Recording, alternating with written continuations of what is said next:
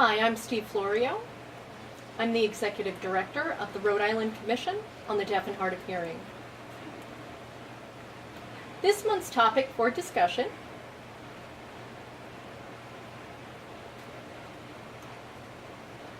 is political action committees, commonly called PACs.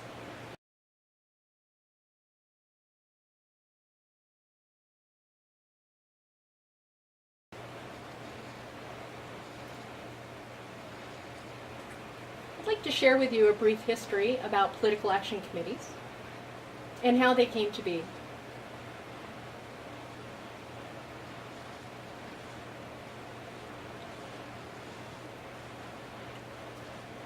Franklin D. Roosevelt wanted to run for a fourth term back in 1943 and 1944.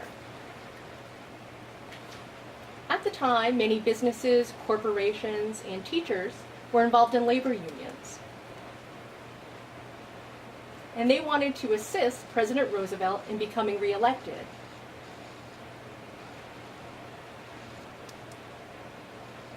At the time, labor unions were prohibited from contributing funds for presidential candidates. As a result, the Smith-Connolly Act of 1943 was passed, which prohibited labor unions from being able to make contributions to political candidates. And as a result, political action committees were born as non-for-profit organizations separate from labor unions. And that's how PACs were born and have been operating since 1944.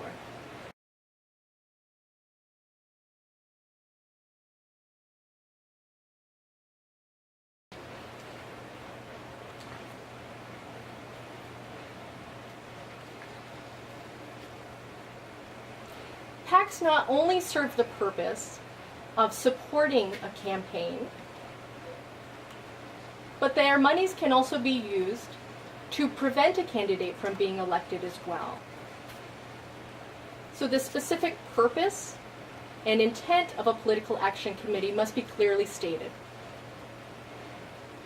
For example, if there's a candidate that you wouldn't want to be elected because they didn't support a particular cause that you strongly believed in, such as the environment,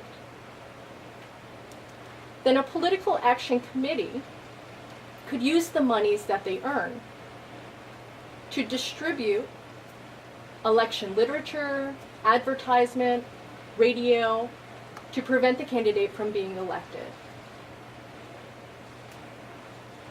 And of course, political action committees can be used to help support candidates that you do want elected. So that's the purpose of what a PAC or a political action committee does.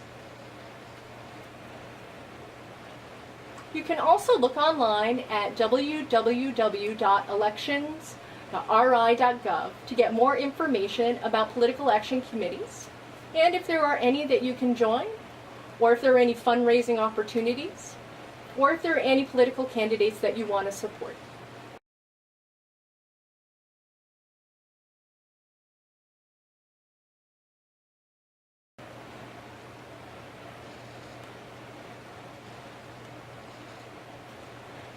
Now I'd like to share with you a little bit more about political action committees and how they go about contributing money. Any individual can contribute money to a political action committee. However, there are federal and state laws that must be abided by. For example, in the state of Rhode Island, an individual can contribute up to $1,000 per political action committee per candidate.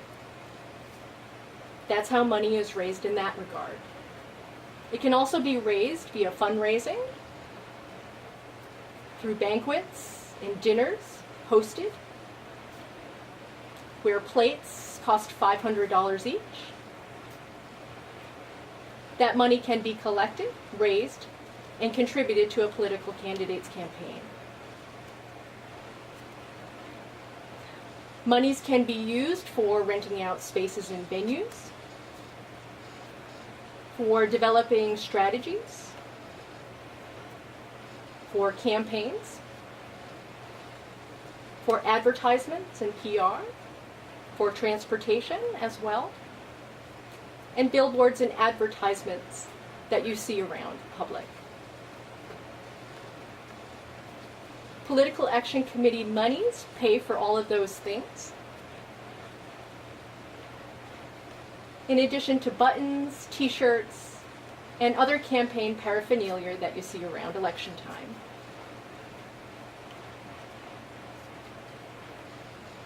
PACs do have a responsibility to report to both the state and the federal government in terms of the positions. For example, for the position of governor, PACs must report every month how much money is collected and how much money is spent. Remember, PACs are not-for-profit organizations, and they must be transparent about how they collect and disseminate money.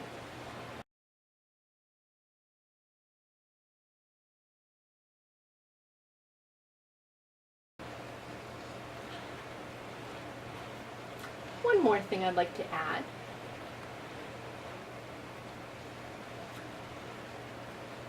In a previous month, I spoke of primary elections, and as you recall, a primary election is when a political party selects a candidate to send to the general election to compete against the other candidates from other political parties in the general election. The primary election has taken place in other states, as you may have seen on the news, CNN, ABC, NBC, Fox. In the state of Mississippi, it was a very hotly contested election, as well as New York.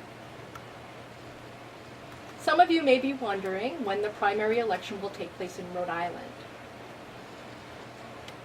Ours will take place on September 9th of 2014. So we hope you'll get out and vote, and if you haven't registered yet, I encourage you to register. That's all for today, and I'll see you next month. So long.